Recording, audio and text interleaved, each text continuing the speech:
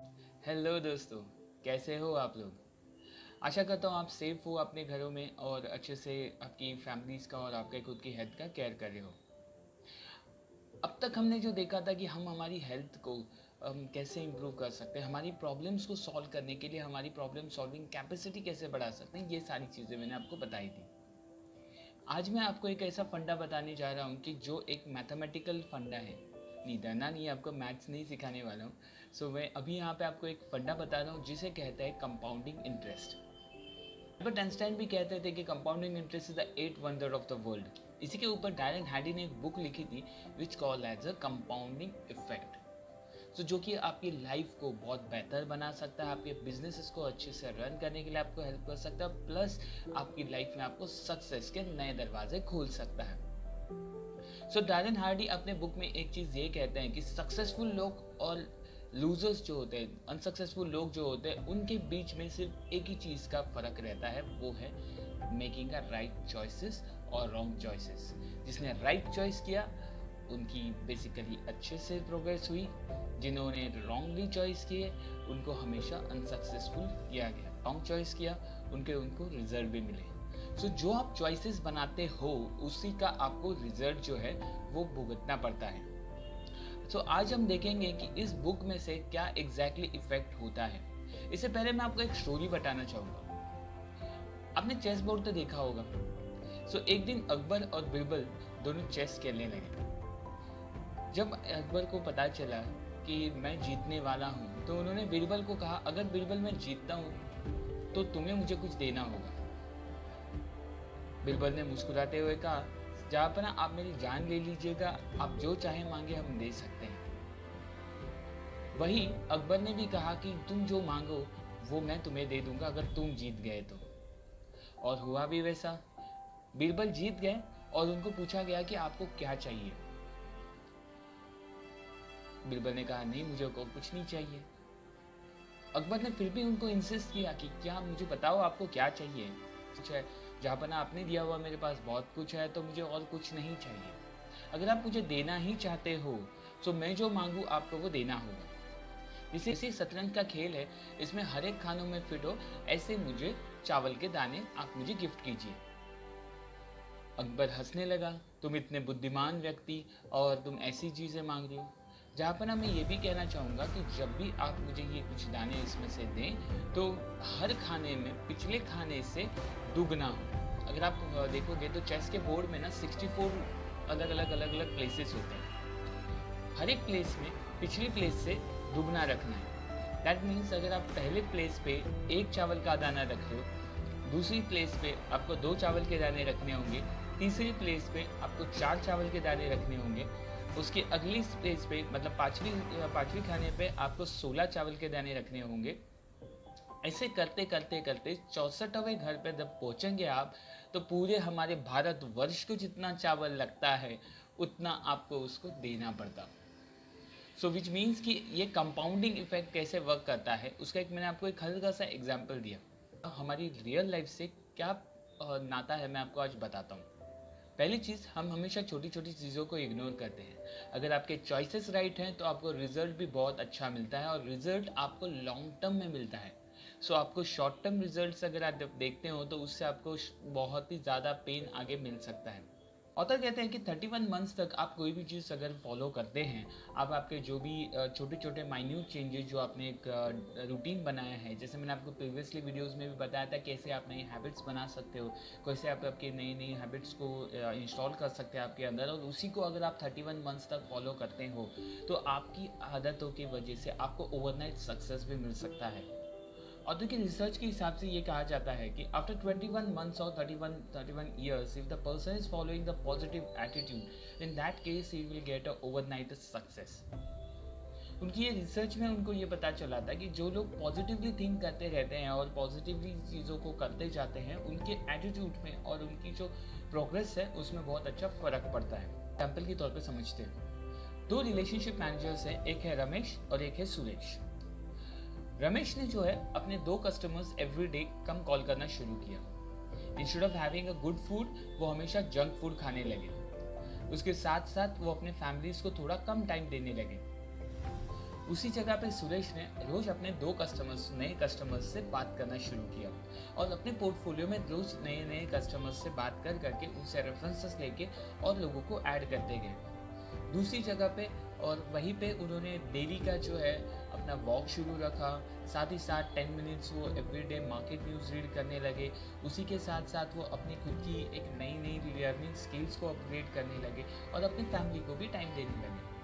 एक छोटा सा चेंज उन्होंने किया था, जो सुरेश ने चेंजेस किए उसकी वजह से उनको बहुत अच्छे इफेक्ट मिले।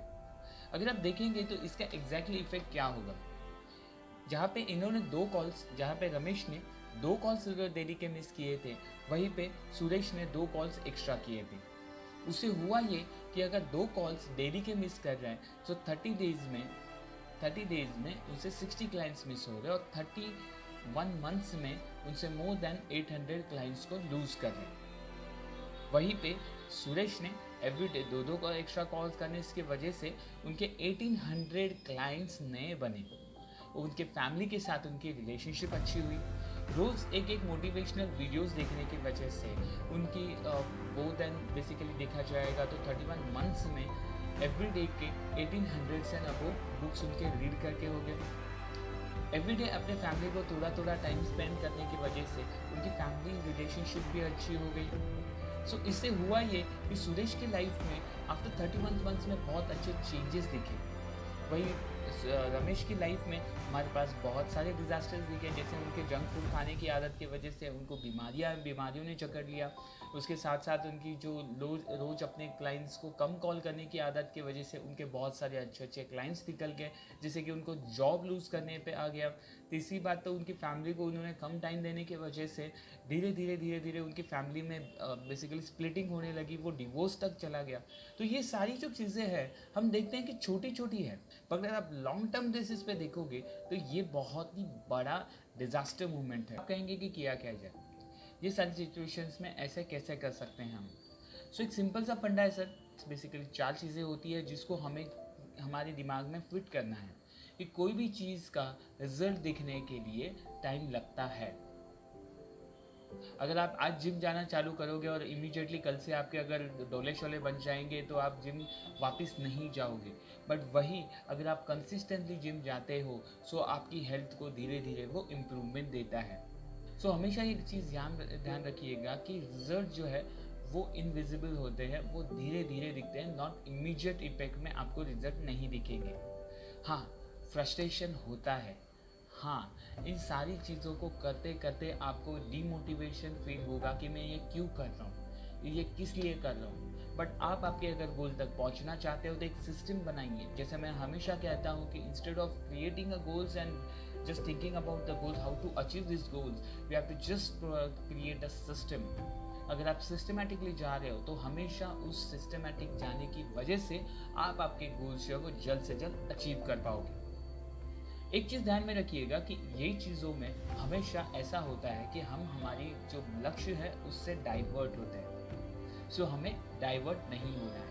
इसी के लिए ऑथर यही कहते हैं कि जब भी कभी आप ऐसी चीज़ें करो तो एक गाइडलाइंस बनाओ, जिससे कि अगर आप कभी भी रास्ते से भटक भी जाओगे तो भी आपको वापस रास्ते पे लाने का काम आपकी गाइडलाइंस करेंगे। दैट मीन्स एवरी डे आपको एक टू डू लिस्ट बनानी है कि मुझे ये चीज़ें करनी है, और ये चीज़ करने के बाद अगर मेरे पास और टाइम बचता है तो उसमें आप नई चीज़ों को ऐड कर सकते हो, जिससे आप आपकी नई लर्निंग स्किल्स को अपग्रेड कर सकोगे।